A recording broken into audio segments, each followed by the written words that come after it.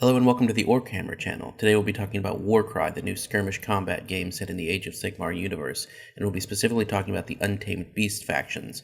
We'll be using some math to help you come up with an initial starting list by examining all the troops and how they compare with each other and what kind of value they are for the points.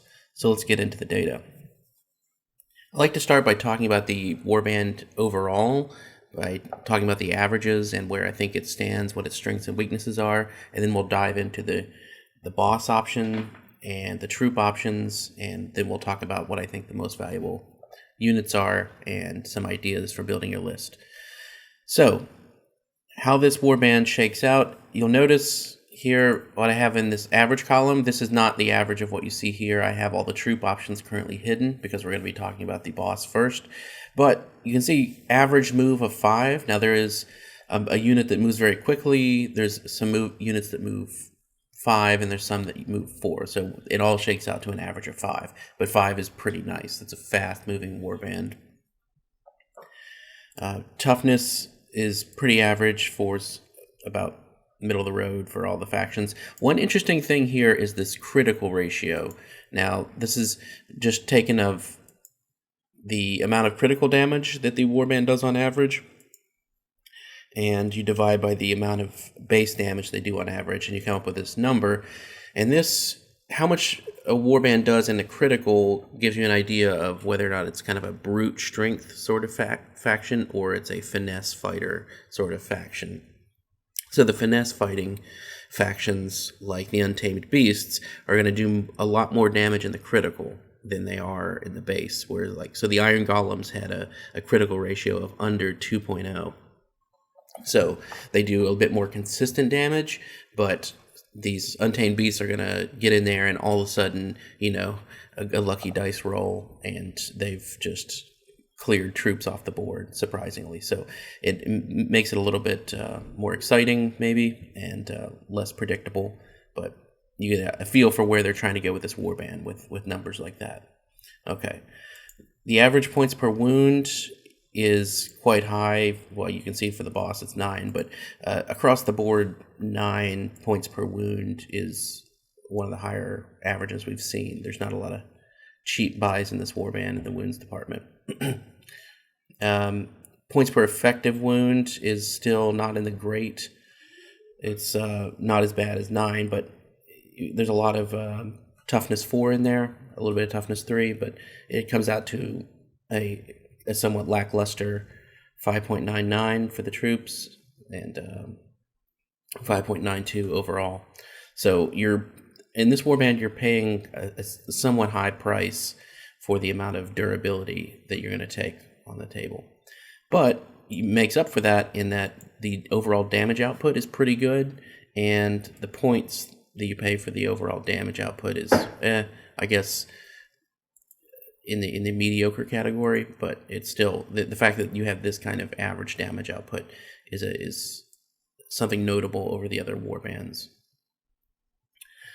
Okay, so overall I would say it's a somewhat fast-moving warband that's not that durable, but hits pretty hard. So it's of the two starting factions that come in the starter set, this and the Iron Golems, I would say this is probably a little bit less beginner-friendly. There's some pitfalls and things you have to be aware of in building out your list, whereas the Iron Golems is kind of a very, very average faction. There's not a lot of ways to make a completely broken list, either broken bad or broken good, I don't think. So, but this list potentially could get, you could make a bad list, bad good, or bad bad. So we'll see. Okay, start out talking about the boss. So he's 180 points. You only have one boss option. So if you want to play this faction, you just got to take him. And you can only take one leader. So it has to be this guy currently. He's a 20 wound, move 5. And generally if you look at the points value of things, the movement characteristic really shifts the points. So I think in Games Workshop's pointing algorithm, I think that they're favoring the movement characteristic quite high. So this should, with this kind of movement, I would expect to see slightly lackluster points per wound and points per damage kind of numbers. Okay, he's toughness 4. He does a good 4 attacks with strength 4, base damage 2, crit 5. So this is probably going to be a decent attack profile. We'll see how it works out in the average, but points per wound is 9, so not great. But there's a lot of boss options that are worse. So this isn't a good number, but for a boss, it's not as unimpressive as you might think. Because of his toughness 4, it shakes out a little bit more in the average category, but still a little bit pricey. Okay, so so far he's mirroring the warband as a whole exactly, and I think that's the same thing we saw with the Iron Golems faction, is that you only had one boss option, and he was a pretty good representation of the overall feel of the warband. So here the boss, he does a nice 6.2 average damage. It's a strength 4 attack, so you can see it's hitting better against lower tier and not quite as great against toughness 5, but still overall it's a nice amount of damage. Not top tier damage output, but pretty good. And the price you're paying for that is pretty good. So he's your option. No sense really talking about him. I'm going to expand the troop options now and hide the boss, because we're done talking about him. You don't have a choice. If you want to play this warband, you have to take him, and so why bother ourselves with him? Okay, so the troops break down into 4 categories, I think, here. We have our elite, which would be the Rock-Tusk Prowler. We have our semi-elite, which would be the First Fang and the Beastspeaker. We have our kind of line infantry standard troops, which are these Prey Takers. And then we have some chaff here with the Plains Runner. So not every warband gets all 4 of those categories, but in this warband, we do have some representation for all 4 categories of troops. So we'll start out talking about the Rock-Tusk Prowler. So 180 points, not bad, pretty, like a lot of warbands have troop options over 200. This is under it, but I think he's still firmly in the elite category, not semi-elite. He's the woundiest model we have in the troop options, so 20 wounds, which isn't terribly high. A lot of other warbands have, 30 wound models or 35 wound models. Here it's just 20, so be a little bit careful. Movement 8, and this is a key stat, so he's going to be able to really get around the battlefield. He does it's only range 1, so he's doing the claws attack. His damage profile is nice, 4 attacks and strength 4, 2 base damage, 2 crit. Okay. His durability, points per wound, not good. Once again, kind of right in line with the warband as a whole. You can see the warband index, he sits squarely in the middle of, he's the most average points per wound model in the warband. How those wounds, so the average wounds versus strength 3, strength 4, strength 5, and then the average as a whole. So this is a way to capture the metric of how the number of wounds he has holds up in real life against the different strengths of attacks. So this is a kind of a complicated algorithm. If you're new to my video series, here's kind of how to read that. So imagine you're up against an enemy that's in a warband whose critical ratio is 2-to-1, which is on the low side, so it's a conservative number, and that fighter's maximum damage output is 10 per activation.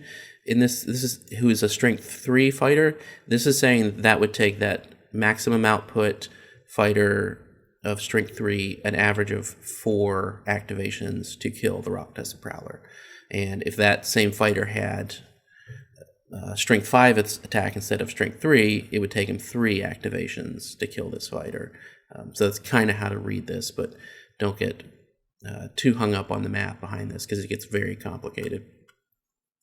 So what I've done is I don't really know the overall stats of how the numbers shake out and how many strength 3, 4, and 5 there are in the game, even though I could probably come up with that if I wanted to. I have most of the data entered currently, but anyway, I'm assuming a roughly equal distribution of these. So this wounds average is just these three numbers averaged together. And then the price per wound column is the number of points you're paying for this average wounds value. So this differs a little bit from the points per wound because it takes into account the toughness of the model. Okay, so in the average points per average wound, which is a good sense of the model's overall durability, this thing is not that great in the durability department, but he's pretty average with the rest of the warband. So if this is a faction you're going to want to play, you're going to have to deal with this amount of durability. It's going to inform your strategy, the fact that you aren't going to be able to take much damage at all. Okay. Similar to the complicated math behind figuring out those effective wounds, I have some complicated math to figure out much less complicated math to figure out the average damage against toughness 3, toughness 4, and toughness 5 opponents. And I've just roughly averaged them together. So I just, assuming an even distribution of the toughness values, average those out, and you see the average damage value. So if you're up against a warband with lower toughness, this column is going to be more relevant to sizing up which units do the most damage. If you're up against higher toughness, this column is going to matter. But I think you should plan your warband around an average of all the different values, because you don't know what you're going to be up against. Don't try to construct your list just to beat your local meta. If one guy you're playing who's your rival always brings one warband, you can craft a specific warband to take him down, but it's just not a great strategy for the game. At least that's not the way our club plays it. So anyway, if winning's that important to you, maybe I don't know, play chess or something. All right, points per average damage, he's a good value and one of the better options in the warband. So I like him. Good average damage. He's not great on the points you're paying for the durability, but not much else is in this warband. So he's really nice. And this movement 8, it can't be stressed. You have to really take the movement value. All these other values that we're talking about, you have to really take into account that this move 8 is a very important thing in this game.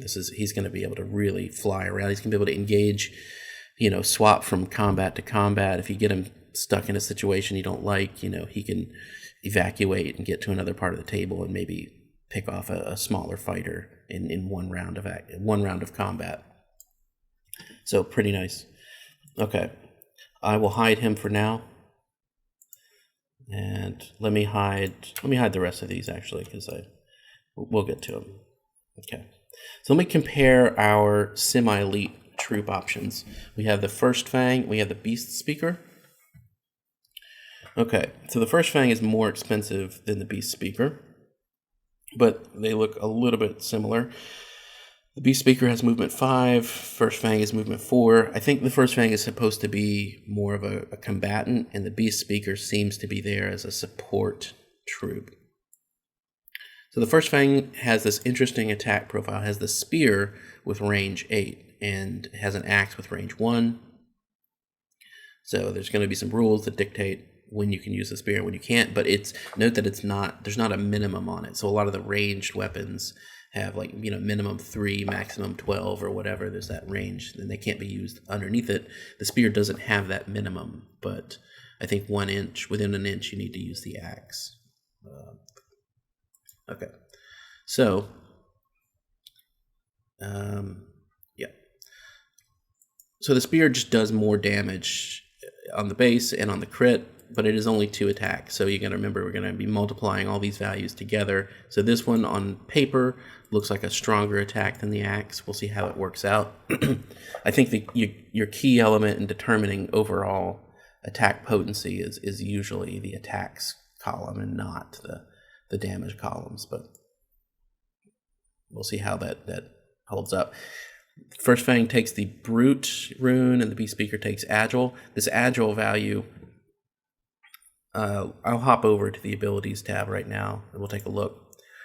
So the Agile you can pick a friendly fighter with the Beast Rune Mark, which is going to be the Rock Tusk Prowler. That's the only option.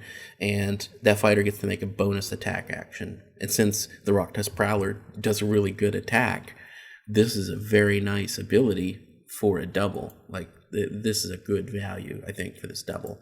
So, and particularly if you happen to, in the rare case that you got both of these in the same turn, the Rock Tusk Prowler has this Unleash the Beast. So you could, if you got this high quad value, half that ability rounded up, and add that to the attacks and the strength. So, I mean, adding the strength, okay, whatever, but adding that number to the attacks is just devastating. That was going to be a huge, huge attack. So, and that's until the end of the battle round. So if you happen to get that quad and you happen to stack on the Beastmaster's extra attack onto that Prowler, then absolute carnage would ensue. So the other fighter there, the First Fang, has this another interesting ability, this Harpoon Snag. So you can basically, after an attack action, you can basically pull them back by the value of this ability toward you.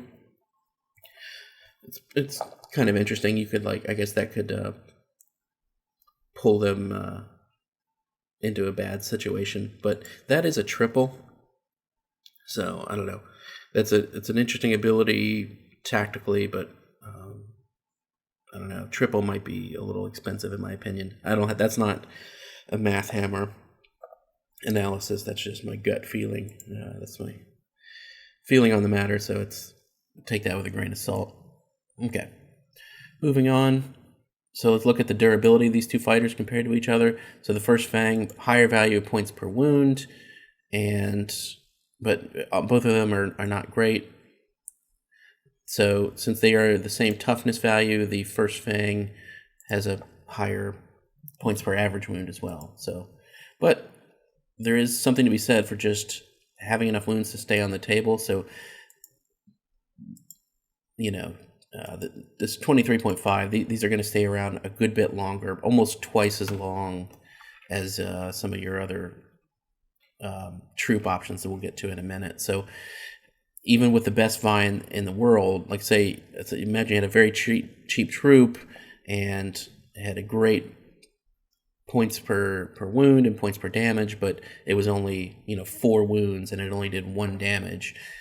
Even though you're getting a really good buy for it, it's almost worthless because everything in the game is going to kill it in 1 turn, and it's not going to be able to do enough damage to affect the game in any way. The only value you would get out of that is that you could force things to waste an activation on it. So, so the fact that this has enough durability to probably withstand a round of attacks before, so it would get the chance to get off its damage, is worth noting, but it's not a very durable unit. And scrolling over to the damage columns, we see the average damage on these.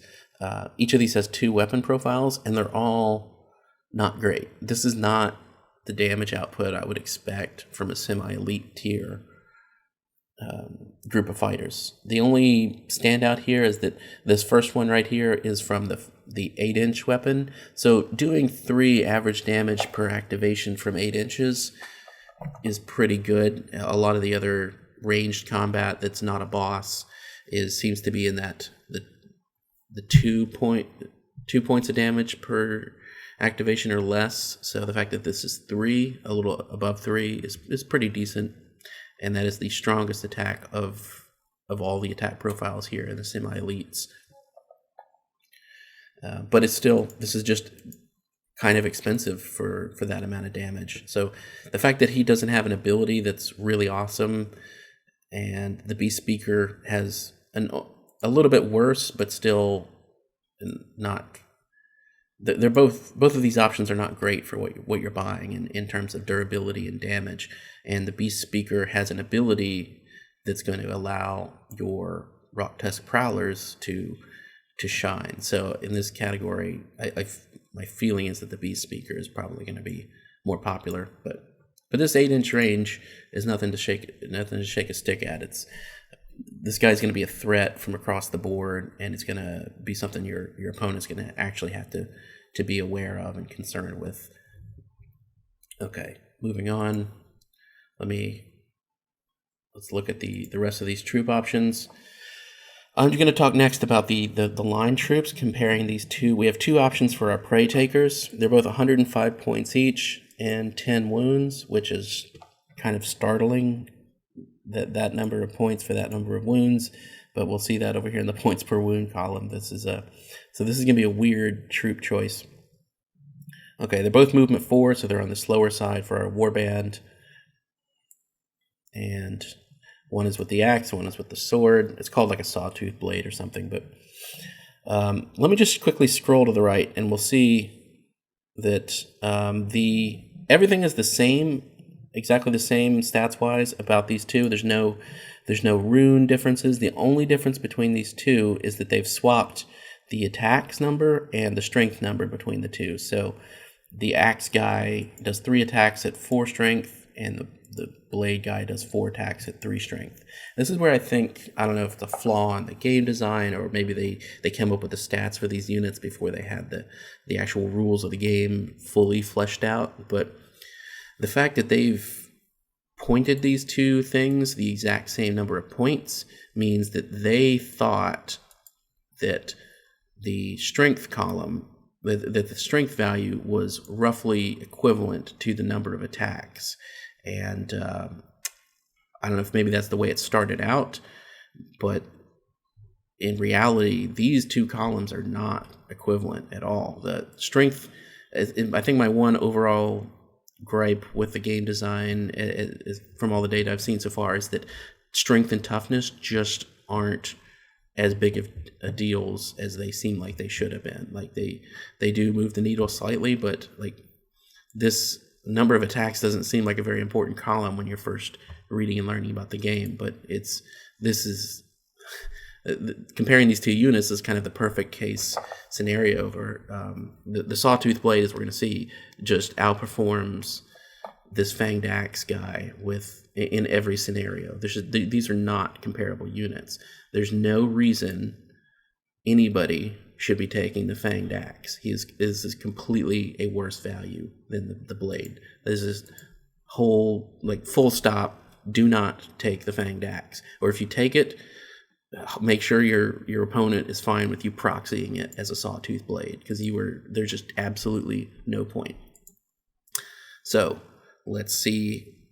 We'll come back to that when we get to the damage output. So the durability of it, really, really bad. So 10.5 points per wound. Some of the worst points per wound values that I've seen so far. I think I've entered spreadsheets for 8 or 9 factions, and this is for a normal troop, not a boss, and not something that's with a great range, a great movement value. This is really problematic. There's just no durability here. There's so many troops in the game that are going to be able to pick this unit off. If you look at the wounds average, particularly against like strength 5, so many things in this game are going to be able to take this out certainly in one turn, but maybe even in one activation. So the fact that you can be, charged or, approached and killed before you ever got a chance to do anything you're going to have to be very careful if you choose to take the prey takers. Okay. So that's just my caveat with the prey takers. The points per average wound it's equivalently bad. Just bad. Okay.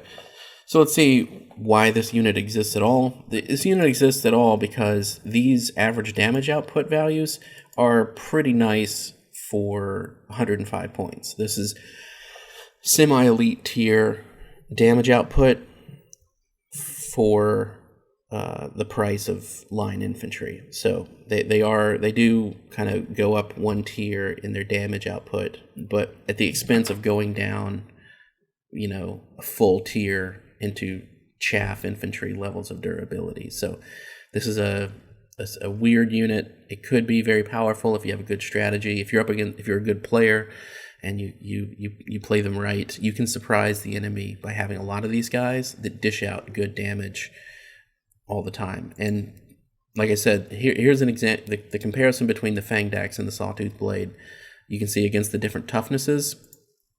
And since the Fanged Axe does a stronger, it's the strength 4 attack versus the strength 3, you would expect it to perform better against like the toughness 4 and the toughness 5. But that extra attack it's just a more important value. There's no way to sugarcoat it. It outperforms the Fanged Axe in against every single type of damage. It's just the math doesn't work out for the strength value. So the average damage of the Sawtooth Blade is it's a healthy amount better than the average damage of the Fanged Axe. So I would say never, ever, ever take the Fanged Axe. Let me just drive that point home. Even if those numbers were closer, even if, let's say, the number of attacks is so important here. Let me up this to, let's say this had 4 attacks and this one had 5. The fact that it's 1 more, even though that percentage-wise makes them a little bit closer, it's still not enough to make up that. The strength value is still not enough to compensate for being 1 attack better. See, he's still outperforming, even though we've increased the number of attacks. Let's see how far we need to take this to make the axe a viable guy. Okay, so finally there, now we have, oh, nope, I was mistaken. Yep. Still, so 1 extra attack even, let's see how far we need to go. Still, yeah, oh. So finally at 6 attacks versus 7 attacks, the Fanged Axe slightly outperforms the Sawtooth Blade against toughness 3. Okay, there you go. So you can see number of attacks is not, it's just not equivalent to strength at all. So much better. Okay. So last but not least, the Plains Runner. A very cheap buy at 55 points. This is true chaff infantry, and I will caveat here and say that the meta and the tactics that are used at the meta level aren't fully established yet. So how valuable chaff infantry is versus line infantry, and how good archery is, and all these things are a little bit unknown at the moment. We haven't really. The tournament scene hasn't really started, but if you are looking for a good chaff infantry, this warband has it. So their chaff has move 5, which is great. If you want cheap little dudes running around, you might as well take an option that allows them to move around quickly. They have range 1, oh no, strength 3, but as we've learned from the rest of these videos, and particularly that exercise we just went through, who really cares about strength 3? They're going to be fine. No runes, no abilities. Points per wound, very cheap. It's the cheapest in the warband by a solid margin. He's the only thing that's actually a good value points per wound in this warband. Everything else is bad. So this is he's an oddball for this warband. The wounds average is low though, so there is quite a few things that are going to be able to one-shot you off the board, these little Plains Runners, so just be careful in how you're using them, but that's what they do. They're chaff. Just when you're list building, don't go overboard with loading up on chaff, even though they're a good buy. If your whole warband was these guys, you're going to lose every game, because you're just not going to have the tools sometimes you just absolutely need to kill somebody. And these guys, even though they're a reasonably good buy for their durability, you can see their damage output is 2.3. While it is a good buy for the points, it's just as an absolute not a high number. So if you were able to surround somebody with 3 or 4 of these guys, yes, you could probably take him down, but in the time that it's going to take you to take him down, he might have already picked off a few of your units that were surrounding him. So you have these trade-offs to play with, but I like him. for a chaff infantry, he's one of the better costed chaff infantries that I've calculated in all these videos. So very good option. So my MVPs, I think I'm going to take as an MVP, let me expand my rest of my options here. Clearly, Rocktusk Prowler is the highlight of this warband. Just visually, it's the highlight, and he stands up to it. He's fast. He hits the hardest, and with the right abilities, he's going to be a real problem to deal with. So I think if I was building a list, I would strongly consider doubling up on these. Now, you might not want to do that because I think that involves buying two boxes of these warbands. So probably not going to happen for most people. But if you have the ability to double up on Rocktusk Prowlers, I would consider it. My other MVP would be the Plains Runner because he's just a very good value. He's like something that it's going to provide a little bit of contrast to the rest of this warband that just doesn't have the ability to soak up much damage. You're going to be able to soak up damage cheaply by having the damage taken with a little contingent of these Plains Runners as opposed to hopefully not being soaked up by your Rocktusk Prowlers and your more expensive units. So that's my two MVPs, is the Prowler and the Plains Runner. And as far as list building goes, you're definitely going to need the Heart Eater. You're going to need, I would recommend considering doubling up on the Prowlers. And I would probably take the Beastspeaker just to amplify the potency of your Prowlers. And you're going to want to take at least 2 Plains Runners, maybe 3, depends on how depends on how many points you have left over and if you doubled up on any of that. And even though it's not a good point value per wound, I think I would still probably take 1, maybe 2 of the Sawtooth Blade guys, just because their damage output is strong, and just hold them back. Don't rush them into the fight. Kind of wait until the enemy's trying to take out some Plains Runners. Run in there, get your damage off, and hopefully don't die very quickly. So MVPs of the Prowler and the Plains Runner, but I think to be effective with this warband, you're going to need to kind of spread out your points in your list between all 4 categories of your infantry. And just avoid Fanged Axe completely, and I would probably advise against the first Fang unless you specifically had a strategy involving that 8-inch spear weapon. So that brings us to the end of this video. So next I think I will be tackling Legions of Nagash, and then I think I'll hop back over and tackle another of the Chaos Warbands, and I might do that until we finish up the Chaos Warbands, kind of do 1 Chaos and 1 non-Chaos, just to try to appease all the interested parties out there. So with that, I hope you enjoyed it, and I'll see you next time.